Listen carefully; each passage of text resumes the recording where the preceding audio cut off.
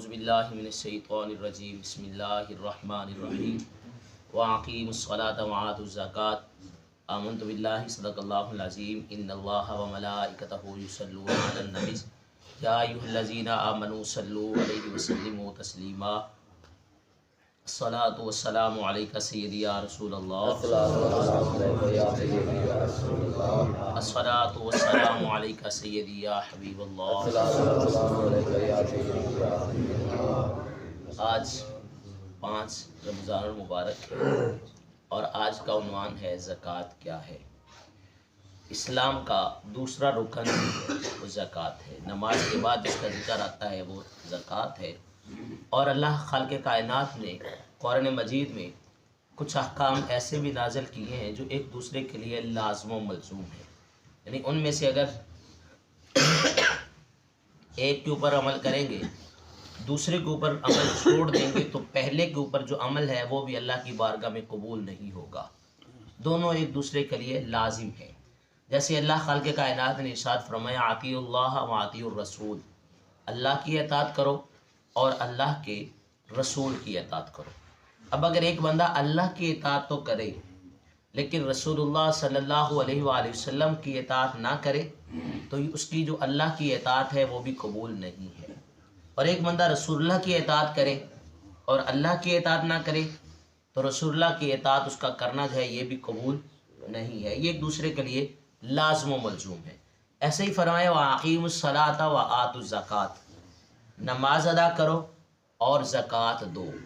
اب ایک بندہ نماز تو پڑھے، صاحب نصاب ہونے کے باوجود وہ زکوٰۃ ادا نہیں کرتا تو اس کی نماز بھی اللہ کی بارگاہ میں قبول نہیں ہے۔ آگے پھر اس کی 2 حیثیتیں بنتی ہیں، یا تو وہ زکوٰۃ ویسے ہی دے نہیں رہا، غفلت کر رہا ہے، پھر وہ گناہ گار ہے، اور یا پھر وہ زکوٰۃ کا انکار کر رہا ہے۔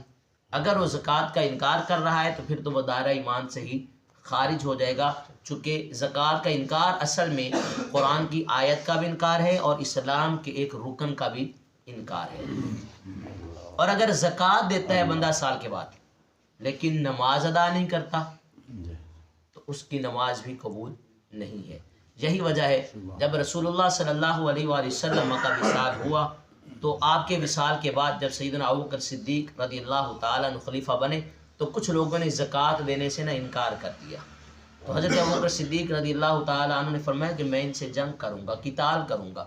تو سیدنا عمر فاروق رضی اللہ تعالیٰ عنہ آپ فرمانے لگے کہ آپ کیسے ان سے جہاد کریں گے، کیسے جنگ کریں گے، یہ کلمہ تو پڑھتے ہیں، انہوں نے کلمے سے انکار تو نہیں کیا۔ تو رسول اللہ نے تو یہ فرمایا کہ جس نے کلمہ پڑھا تو اس کے ساتھ جو ہے نا وہ لڑائی نہیں ہے، اس کے ساتھ جہاد نہیں ہے، انہوں نے تو زکوٰۃ کا انکار کیا ہے۔ تو سیدنا ابوبکر صدیق رضی اللہ تعالیٰ عنہ نے فرمایا کہ میں اس وقت تک ان سے قتال کرتا رہوں گا جب تک یہ لوگ نماز اور زکوٰۃ میں فرق کرتے رہیں گے، یعنی نماز تو ادا کریں لیکن زکوٰۃ کا انکار کر دیں، یہ زکوٰۃ دیں اور نماز کا انکار کر دیں۔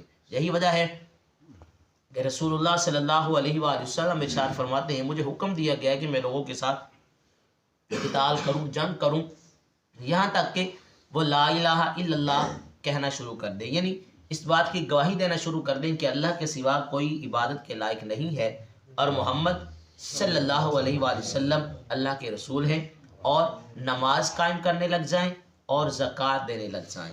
جب انہوں نے یہ کام کرنے شروع کر دیے، یعنی یہ گواہی بھی دینے لگے، پھر نماز بھی پڑھنے لگے، پھر زکوٰۃ بھی دینے لگ جائیں، تو فرمایا اب انہوں نے اپنے مال اور اپنی جانیں مجھ سے محفوظ کر لی، یعنی اب میں ان سے لڑائی نہیں لڑوں گا، ان سے جہاد نہیں کروں گا۔ اب 3 چیزیں رسول اللہ نے بڑی واضح الفاظ میں بیان فرما دی کہ پہلی چیز ہے یہ گواہی دینا کہ اللہ کے سوا کوئی عبادت کے لائق نہیں ہے اور محمد صلی اللہ علیہ وآلہ وسلم اللہ کے رسول ہیں، جسے ایمان کہا جاتا ہے۔ پہلا ایمان ہے، اس کے بعد ہے نماز جو اہم ترین رکن ہے اسلام کا، اور پھر ہے زکوٰۃ۔ فرمایا جب یہ 3 کام کرنے لگ جائیں تو اب ان کے مال بھی محفوظ ہیں، اب ان کی جانیں بھی محفوظ ہیں، یعنی اب میں ان سے لڑائی نہیں لڑوں گا، ان سے جہاد نہیں کروں گا۔ اور حضرت ابوبکر صدیق نے یہاں تک فرمایا تھا کہ اگر زکوٰۃ تو بہت دور کی بات، اگر کسی نے وہ بکری کا بچہ دینے سے بھی انکار کر دیا جو وہ رسول اللہ کی زندگی میں رسول اللہ صلی اللہ علیہ وسلم کی بارگاہ میں دیا کرتا تھا، پھر بھی میں اس سے لڑائی لڑوں گا، پھر بھی میں اس سے جہاد کروں گا۔ کہ رسول اللہ کی زندگی میں تو یہ تجھے حضور رسول اللہ کی بارگاہ میں یہ تو لے کے آتا تھا، اب کیوں نہیں لے کے آتا؟ تو زکوٰۃ جو ہے یہ ہر جو وہ صاحب نصاب جس کے اوپر سال گزر جائے، یاد رکھے گا جو اسلام نے اس کا نصاب دیا ہے وہ ہے 52.5 تولے چاندی اور 7.5 تولے سونا۔ جو سب سے کم نصاب جس کے پاس ہو اس کے اوپر زکوٰۃ فرض ہے۔ اب کم نصاب کیا ہے؟ چاندی ہے، ظاہر سی بات ہے 7.5 تولے سونا تو کسی کے پاس ہوگا کسی کے پاس نہیں ہوگا، لیکن 52.5 تولے چاندی یا اس کی قیمت۔ اب اسٹیٹ بینک آف پاکستان نے اس مرتبہ جو زکوٰۃ کا نصاب دیا ہے وہ ہے 1,35,179 روپے، 1,35,179 روپے۔ جس بندے کے پاس اتنی مالیت ہو، وہ گھر میں ہو وہ بینک میں ہو، اس کے اوپر زکوٰۃ فرض ہے۔ رسول اللہ صلی اللہ علیہ وآلہ وسلم جب معراج کی رات عرش پہ گئے تو کچھ لوگوں کو دیکھا کہ جن کی گردنوں میں توق ڈالے ہوئے ہیں آگ کے۔ پوچھا جبریل یہ کون لوگ ہیں؟ عرض کی یا رسول اللہ صلی اللہ علیہ وآلہ وسلم یہ آپ کی امت کے وہ لوگ ہیں جو زکوٰۃ نہیں دیتے تھے۔ تو جس کے پاس اتنی مالیت ہو، اب شرط یہ ہے کہ اس مال کے اوپر سال گزر جائے۔ یہ نہیں ہے مثال کے طور پر ابھی کسی کے پاس پیسے آئے ہوں ابھی کچھ دن مثال کے طور پر اب یہ زکوٰۃ کے دن چل رہے ہیں، آج سے مہینہ 2 مہینے پہلے کسی کے پاس پیسے آ گئے تو اس سال میں اس کے اوپر زکوٰۃ فرض نہیں ہے۔ اگر اسی مال کے اوپر سال گزر جائے گا تو اگلے سال اس کے اوپر زکوٰۃ جو ہے وہ فرض ہو جائے گی۔ اب زکوٰۃ ہوتی ہے اپنی ضرورت سے جو چیز زیادہ ہو۔ مثال کے طور پر گاڑی ہے ایک بندے کی ضرورت، تو جس گاڑی کو وہ استعمال کرتا ہے اس گاڑی پہ زکوٰۃ نہیں ہے، لیکن اگر وہ گاڑی اس نے رینٹ پہ دی ہوئی ہے، اس سے کاروبار کرتا ہے تو اس کے اوپر زکوٰۃ ہے۔ مکان جس گھر میں وہ رہتا ہے، وہ جتنی بڑی کوٹھی کیوں نہ ہو، جتنی بڑی مہنگی کیوں نہ ہو، اس کے اوپر زکوٰۃ نہیں ہے۔ لیکن اگر اس نے اضافی گھر بنائے ہوئے ہیں، وہ رینٹ پہ دیتا ہے تو ان کے اوپر زکوٰۃ ہے۔ ایک بندے نے جانور رکھے ہوئے ہیں، 1-2 بھینسیں رکھی ہوئی ہیں جن کا دودھ وہ خود استعمال کرتا ہے، زکوٰۃ نہیں ہے۔ لیکن اگر وہ کاروبار کرتا ہے تو اس کے اوپر زکوٰۃ فرض ہے۔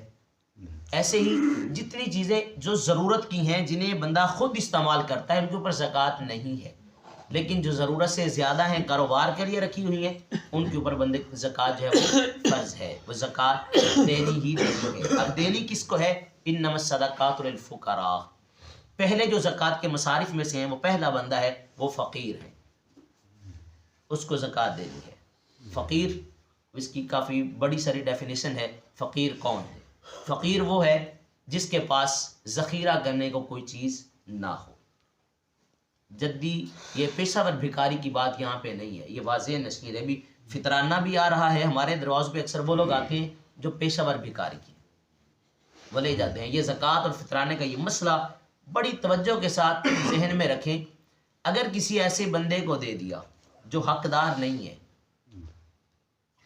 اگر کسی ایسے بندے کو دے دیا جو حقدار نہیں ہے اور بعد میں پتہ چلا کہ اوہو جس کو میں نے فطرانہ دیا یا جس کو میں نے زکوٰۃ دی ہے تو حقدار ہی نہیں تھا، تو دوبارہ دینا پڑے گا۔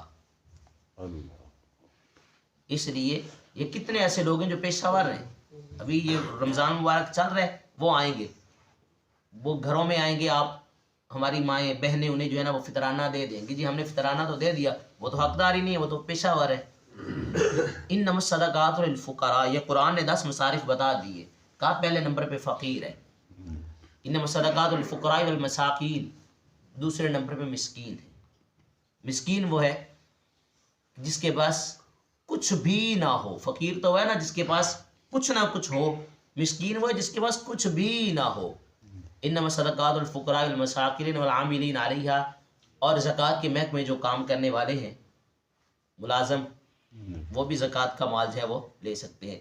والمؤلفۃ قلوبہم، تالیف قلوب کے لیے، یہ اب نہیں ہے، آغاز اسلام میں تھا کہ ایسے کفار کو زکوٰۃ دی جاتی تھی کہ ان کا دل جو ہے وہ نرم ہو جائے اسلام کے لیے اور وہ اسلام لے آئے۔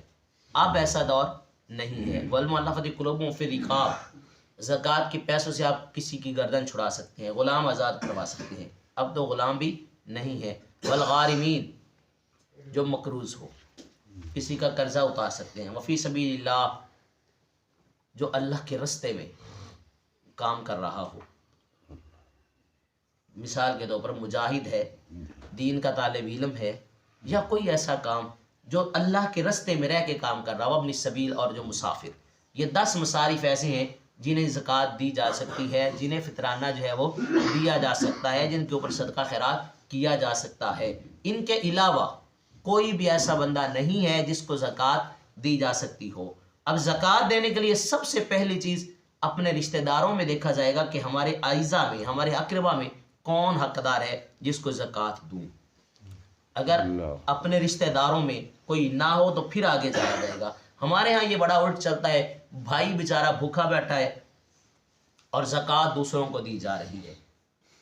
بھائی کے گھر میں کھانے کو کچھ نہیں ہے، بچے بھوکے بیٹھے ہیں، ہمسائے بھوکے بیٹھے ہیں، اور دیگیں پکا کے اللہ کے راستے میں اگر ہم تقسیم کریں تو اس کا کوئی فائدہ نہیں ہوگا. سب سے پہلے اپنے رشتہ دار ہیں، پھر ہمسائے ہیں، اس کے بعد پھر باقی کے لوگ ہیں. تو یہ زکوٰۃ ہے. اللہ خالق کائنات نے یہ جو فرض کی ہے مالوں پر. زکوٰۃ کا معنی ہوتا ہے پاک کرنا. جب زکوٰۃ ہم دے دیں گے تو ہمارے مال جو ہیں وہ پاک ہو جائیں گے، اور اگر زکوٰۃ نہیں دیں گے تو ہمارے مال پاک ہی نہیں ہوں گے، اور اللہ خالق کائنات ان میں سے برکت جو ہے وہ ختم کر دے گا. یاد رکھیے گا، اصل چیز برکت ہوتی ہے، زیادتی نہیں ہوتی. برکت ہو تو تھوڑی بھی جو ہے نا وہ بہت زیادہ ہوتی ہے. وہ کسی نے حضرت مولا کائنات علی شیر خدا کرم اللہ تعالیٰ وجہ الکریم سے پوچھا تھا کہ حضور برکت اور کثرت میں کیا فرق ہے؟ فرمایا برکت یہ ہے کہ بکری جو ہے نا یہ کبھی 1 بچہ دیتی ہے، کبھی 2 بچے دیتی ہے، کبھی 3 دیتی ہے. اس کے اندر کتنا نفع ہے. اور جب کتی ہے وہ بچے دیتی ہے تو وہ کتنے دیتی ہے؟ 10 12 بچے دیتی ہے. فرمایا وہ کثرت ہے، یہ برکت ہے. بات سمجھ میں آئی ہے کثرت اور برکت کی؟ اب کتی نے 10 بچے بھی دیے ہیں تو وہ کس کام کے؟ کسی کام کے نہیں ہیں. بکری نے 3 بھی دیے ہیں، 1 بھی دیا ہے نا تو وہ 1 بھی کام کا ہے. کیونکہ رسول اللہ صلی اللہ علیہ وسلم نے فرمایا غالباً یہ حضرت علی رضی اللہ تعالیٰ عنہ کا قول ہے کہ اگر تمہاری غربت ختم نہیں ہو رہی تو بکریاں مارو، تمہاری غربت ختم ہو جائے گی. اس کا مطلب ہے کہ اس کے اندر برکت ہے. جب کہ جس نے 10 بچے دیے وہ کثرت تو تھی لیکن برکت نہیں تھی. تو مال تھوڑا بھی ہو نا، اگر اللہ اس میں برکت رکھ دے تو وہ تھوڑا بھی زیادہ ہو جاتا ہے. اور اگر برکت نہ ہو تو پھر کثرت بھی جو ہوتی ہے نا وہ کوئی معنی نہیں ہوتی، اس کا کوئی فائدہ نہیں ہوتا. کفر کتنا بڑا تھا جب رسول اللہ صلی اللہ علیہ وسلم نے اعلان فرمایا، اعلان نبوت فرمایا، تو کفر کتنا بڑا تھا، کثرت تھی کفر کی، اور مسلمان کتنے تھوڑے تھے. لیکن برکت کہاں بھی آئی؟ مسلمانوں میں آئی، تھوڑوں میں آئی، کیونکہ یہ تھوڑے تھے لیکن اللہ پہ بھروسہ کرنے والے تھے. تو زکوٰۃ، جن کے اوپر زکوٰۃ فرض ہے، گھر جائیں حساب کریں. ہم دنیا کو تو جو ہے نا یہ دھوکہ دے لیں گے، لیکن اللہ تو جانتا ہے نا کہ کس کے پاس کتنا مال ہے. دنیا کے سامنے تو ہم کہیں گے کچھ نہیں ہے میرے پاس، میں تو بڑا غریب ہوں. وہ قارون جب غرق بھی اسی وجہ سے ہوا تھا کہ قارون اس کے اتنے خزانے تھے کہ کئی گدھے اس کے خزانوں کی چابیاں اٹھاتے تھے، اتنا خزانہ. اس کے بعد موسیٰ علیہ السلام نے بلایا، فرمایا زکوٰۃ دے. اس نے کہا کہ 1 یا 2 اشرفیاں جو ہے وہ میں اتنے حساب سے دوں گا. گھر گیا، جب حساب کیا، ظاہر سی بات ہے کہ جب مال زیادہ ہے تو زکوٰۃ بھی تو زیادہ ہی بنے گی نا. ایک بندے کے پاس ہے 1 لاکھ روپیہ اضافی، اب اس کی زکوٰۃ بنے گی 2500 روپیہ. ایک بندے کے پاس ہے 1 کروڑ روپیہ، اس کی زکوٰۃ کتنی بنے گی؟ غالباً 25,000 روپیہ. ایک بندے کے پاس ہے 10 کروڑ. جتنا مال زیادہ ہوگا اتنی زکوٰۃ زیادہ بنے گی. جب اس نے حساب کیا، کیلکولیٹر مارا کہ 1 اشرفی بھی دوں تو اتنا مال. اس نے بنی اسرائیل کے لوگوں کو جمع کیا، کہنے لگا کہ موسیٰ علیہ السلام تمہارے مال کو بھی ہڑپ کرنا چاہتے ہیں. زکوٰۃ اس نے انکار کر دیا. بات لمبی ہے. موسیٰ علیہ السلام پہ اس نے الزام لگوایا بدکاری کا. وہ عورت جب اسے بلایا گیا تو وہ ڈر گئی اور اس نے کہا کہ میں نے کچھ موسیٰ علیہ السلام کے اوپر صرف الزام لگانے کے لیے مجھے اس نے جو ہے قارون نے پیسے دیے ہیں. تو موسیٰ علیہ السلام نے دعا کی اللہ اسے غرق کر دے. تو نمرود زمین میں ہی دنس گیا. اب بنی اسرائیل نے اگلی بات کی کہ موسیٰ علیہ السلام نے اسے کے خزانوں کے لیے جو ہے نا اسے غرق کیے کہ خزانے اپنے ہاتھ میں کر لیں گے. تو موسیٰ علیہ السلام نے عرض کیا اللہ یہ خزانے بھی زمین میں دفن کر دے. تو وہ خزانے بھی زمین میں دفن ہو گئے. تو جس مال کے اوپر ہم اتنا اترا رہے ہوں، اتنا تکبر کر رہے ہوں اور اللہ کے راستے میں نہ دیں، اس کے اوپر سانپ بن کے بیٹھ جائیں، کوئی خبر نہیں ہے کہ اللہ ہمارا وہ مال ہی ضائع کر دے۔ اس کا مال ہے، اس نے جو ہمیں حکم دیا ہے وہ اس کے راہ میں خرچ کرنا ہم سب کے اوپر وہ فرض ہے۔ اگر میں نے پہلے عرض کیا کہ یہ ایک دوسرے کے لیے لازم و ملزوم ہے، ایک بندے کے اوپر زکوٰۃ فرض ہے، وہ زکوٰۃ نہیں دیتا تو اس کی نماز کا بھی کوئی فائدہ نہیں ہے، اس کی نماز قبول نہیں ہوگی۔ اور اگر ایک بندہ زکوٰۃ دیتا ہے، نماز نہیں پڑھتا تو اس کی زکوٰۃ بھی اللہ کی بارگاہ میں قبول نہیں ہوگی۔ اور یہی مثال جو ہے وہ عشر کے ہیں۔ عشر جو ہے وہ بھی جن کی فصلیں ہیں ان کے اوپر لازم ہے ہر چیز کا حساب کرنے سے پہلے، تھریشر، بیج، کھاد، سپرے، ہر چیز بعد میں ہے۔ وَآتُوا حَقَّهُ يَوْمَ حَصَادِهِ، جس دن اپنی کھیتی کو کاٹو اسی دن اللہ کا حق اللہ کو دو۔ اللہ خلق کائنات کی بارگاہ میں دعا ہے کہ اللہ تعالی ہماری حاضری کو اپنی بارگاہ میں قبول فرمائے، آمین۔ وآخر دعوانا الحمد للہ رب العالمین۔